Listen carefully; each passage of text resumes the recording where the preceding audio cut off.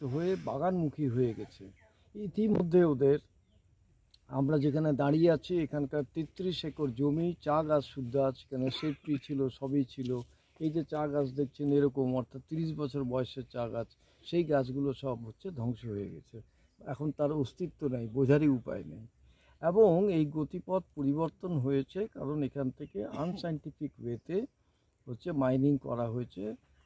নদীর সমস্ত যা সম্পদ হয় এগুলো সব তুলে নেওয়া হয়েছে, বালি হোক, পাথর হোক, ইত্যাদি আর কি। এইবার এর ফলে চা বাগিচায় 1 একরে একজন শ্রমিক, স্থায়ী শ্রমিক, এই হচ্ছে আদর্শ অবস্থান হয়। এখন এদের তো এই সারপ্লাস লেবার হয়ে গেল, তো অতিরিক্ত বোঝা হয়ে গেল।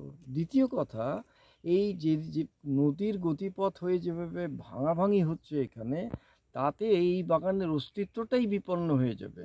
কেন বিপন্ন হয়ে যাবে? যে আমরা দেখলাম যে এর ফ্যাক্টরি মাত্র 50 গজ দূরে আছে। 50 গজ যদি নদীটা আরেকটু ভাঙচুর হয়ে যায় তাহলে ওর ফ্যাক্টরিটাও উড়ে যাবে। ফ্যাক্টরি যদি অস্তিত্ব না থাকে তাহলে আর বাগান থাকবে কিভাবে? সুতরাং আমরা শঙ্কিত, আমরা চিন্তিত। স্যার, আজকে তো নিজে পরিদর্শন করে সমস্তটা চোখে দেখলেন। হ্যাঁ, আমি যা দেখেছি একটা ভয়াবহ অবস্থা। আমি তো ভাবতেই পারছি না যে এই বাগানটির ভবিষ্যতে অস্তিত্ব কিভাবে থাকবে। বাগানের অস্তিত্ব যদি না থাকে তাহলে এই বাগানে সরাসরি যারা কর্মচারী, শ্রমিক যাই বলুন তাদের পরিবার চলবে কিভাবে?